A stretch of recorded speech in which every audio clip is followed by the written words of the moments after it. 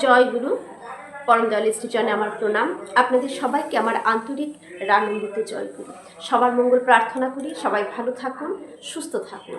আজকে খুব সুন্দর একটি বিষয়, আমাদের যে বিষয় জানার প্রতি প্রত্যেকের একটা প্রবল ইচ্ছে কিন্তু থাকে। আচার্যদেবের সম্পর্কে, বৌরানীমার সম্পর্কে, বা তাদের আগেকার জীবনের, যে ছোটোবেলার জীবনের, কলেজ লাইফের জীবনের কিছু কথা জানার খুব ইচ্ছে আমাদের থাকে। তারা কিভাবে আগের দিনগুলো কাটিয়েছে, এগুলো শুনতে আমাদের খুব ভালো লাগবে।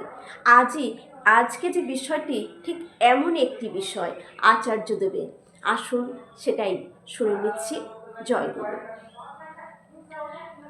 এক যুবকের জীবনে নানা জটিলতার প্রেক্ষিতে তিনি তার বাল্য বয়সের কথায় বলছেন। আচার্যদেব বলছেন, তার বাল্য বয়সে কিছু কথা বলছেন, এটাই আমরা আজকে শ্রবণ করব। আমি যখন ছোট ছিলাম, 4-5 বছর বয়স, সেই বয়সেই আমি বাংলা লেখা শিখে গেছিলাম। আমার বাবার গল্পের বই এনে দিতেন, পড়তাম। 6 বছর বয়সে রামায়ণ মহাভারত পড়া হয়ে গেছে। আমি পড়েই যেতাম। আমি বাবাকে বলতাম, আমার এই বইটা লাগবে, ওইটা লাগবে, এনে দিতেন। আমি চিঠি লিখতাম আমার দাদুকে, শ্রী শ্রী বড়দাকে আচার্যদেব চিঠি লিখতেন আমার দাদুকে। ওইটাই হচ্ছে আমার প্রথম পড়াশোনা। কারণ আমি ঘুরে ঘুরে বেড়াতাম মা বাবার সাথে ঠাকুরের কাজে। ওই চিঠিগুলি হচ্ছে আমার পড়াশোনা। দাদুকে চিঠি লিখতাম, তার অনেক চিঠি আছে আমার কাছে, কিন্তু সেগুলো আমারই, আমি আর কারো জন্যে রাখিনি। একটা চিঠিতে দাদু লিখছেন ঠাকুরকে ভালোবাসবে, ঠাকুরকে ভালোবাসলে সব পাওয়া যায়, সব। অপর একজনকে প্রসঙ্গত বলছেন তার কাছে কিছু চাইতে নেই, ঠাকুরের কাছে কিছু চাইতে নেই, এটা আচার্যদেব বলছেন।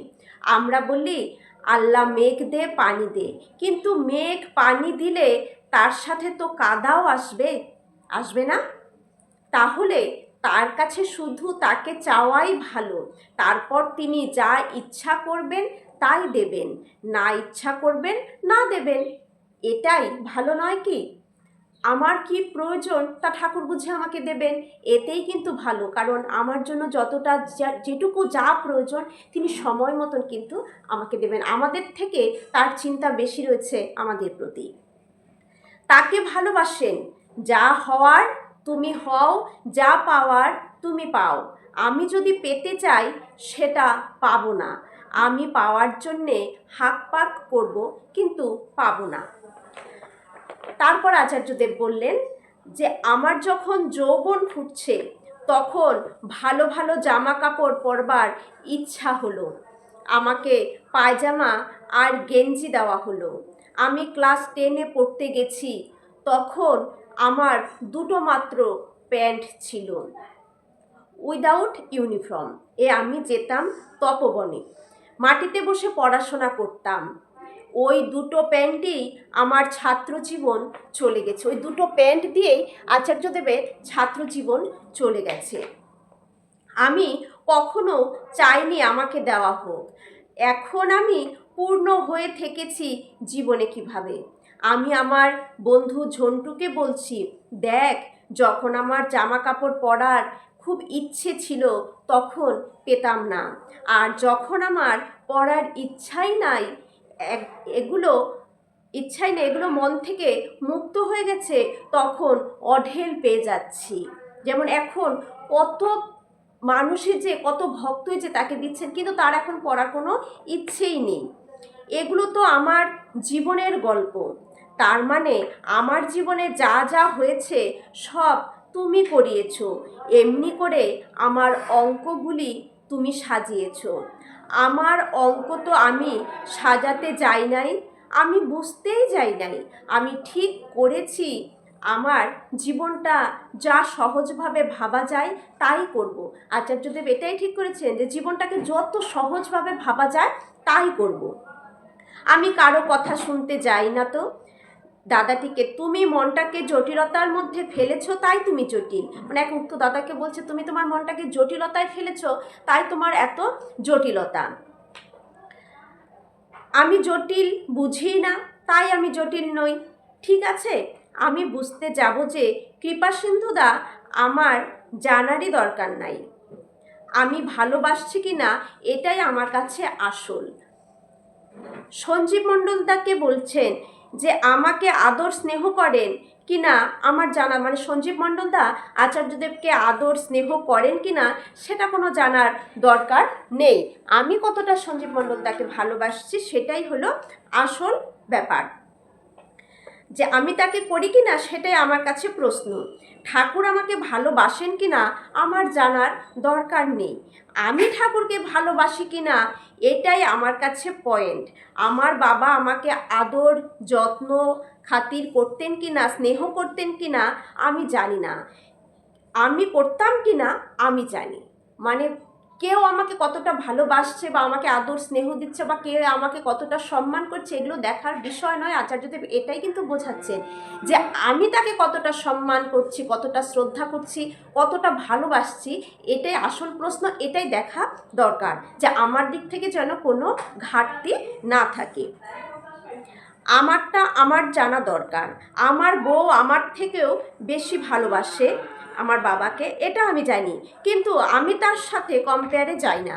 আমিও তাকে ভালোবাসতে চেষ্টা করি আমার মতো করে। আমি তাকে যতটা ভালোবাসি সে আমাকে তার থেকে বেশি ভালোবাসে। আমার মাও তাকে ভালোবাসে, কিন্তু আমি চেষ্টা করে যাই ভালোবাসতে। আমি তাদের কাছে হাঁটতে চাই না। আমার বাবাও আমাকে অঢেল ভালোবাসতেন, কিন্তু আমিও তাকে ভালোবাসায় যুদ্ধ থামাইনি।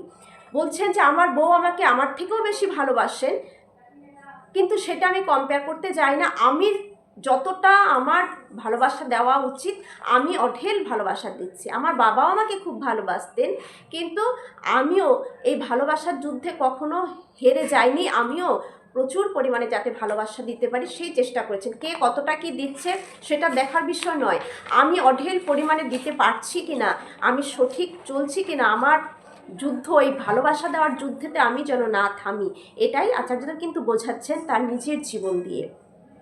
তাদেরকে আমিও ভালোবাসতে চেষ্টা করেছি আমার মতো করে। ঠিক আছে, ভালোবাসার গল্পটা এরকম হবে। আমি তোমার কাছে ভালোবাসায় হাঁটতেও পারি, কিন্তু আমি যুদ্ধ থামাইনি। আমি আমার ছেলের সাথেও যুদ্ধ থামাইনি। আমি ঠাকুরের কাজ ততদিন করে যাব যতদিন আমি থাকবো। আমি সবাইকে হারিয়েই ছাড়বো, এটাই আমার জীবন। মানে আচার্যদেব এতটা কনফিডেন্স নিয়ে বলছেন যে আমি সবাইকে হারিয়েই ছাড়বো, আমি এতটাই ঠাকুরকে ভালোবাসবো, ঠাকুরের কাছে এতটাই আমি যুক্ত থাকবো, কেউ আমাকে যে আমি আমার ঠাকুরকে এতটাই ভালোবাসবো যে আমি হারবো না।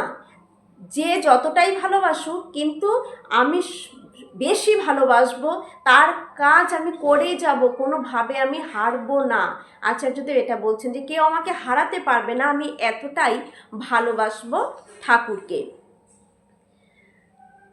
কেননা আমি তো তোমার সাথে আছি, আমার সাথে কেউ পারবে না, কেননা আমি তো তোমার সাথে আছি। আমি যেদিন বুড়ো হব সেদিনও আমি করে যাব ঠাকুরের কাজ, সেদিনও করে যাব, এটাই বললেন। এই বাচ্চা মানে কাছে বসা গণপতি নায়েক 9-10 বছর বয়স একটি বাচ্চা নিয়ে বসে আছেন। বললেন এই বাচ্চা ফুটবল খেলছে, আমিও তার সাথে 2-4 বছর আগে ফুটবল খেলেছি। পাশের কয়েকজনকে দেখিয়ে বললেন এরা খেলতে এসেছিল, সব উল্টে পুল্টে গেল, আমি উল্টাইনি তো, আমি চুটিয়ে খেলে গেছি। সব উল্টোপাল্টা হয়ে গেছে, কিন্তু আচার্যদেব চুটিয়ে খেলে গেছে, তার খেলা বন্ধ সে করেনি, তার যেটা করণীয় সে সেটা করেছে। কি অনুপ, এ আহত হয়েছে, ও আহত হয়েছে, সবাই আহত হয়েছে, আমি আহত হইনি। কেননা আমি জানি যে আমি পারবো, আমি এই বয়সেও পারবো, আর আমি লাগাতার খেলে গেছি। কেননা আমি তো খেলি তোমার সাথে, তোমার বল খেলা তোমার সাথে, আমার প্রেম, মানে আমার বল খেলা তোমার সাথে, আমার প্রেম তোমার সাথে, আমার আনন্দ করা তোমার সাথে, মানে ঠাকুরের সাথেই আচার্যদেব বলছেন যে আমার যা যা করা সব কিছুই ঠাকুরের সাথে। আমি খেলবো তাও ঠাকুরের সাথে, আমি আনন্দ করব সেটাও ঠাকুরের সাথে, সব কিছুই আমার যা করণীয় সব ঠাকুরের সাথে। এই ভাবনায় যে চলবে সে কিন্তু কখনোই হারবে না, সে কিন্তু সবসময় জয়ী হবেই জীবনে।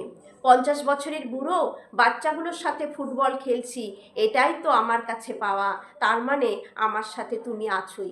বলছে 50 বছর হয়ে গেছে এখনও বাচ্চাদের সাথে আমি ফুটবল খেলছি, এটাই তো আমার পাওয়া, তার মানে আমার সাথে তুমি আছোই, তাই না? বাস, জীবনের গল্প এই রকম করো।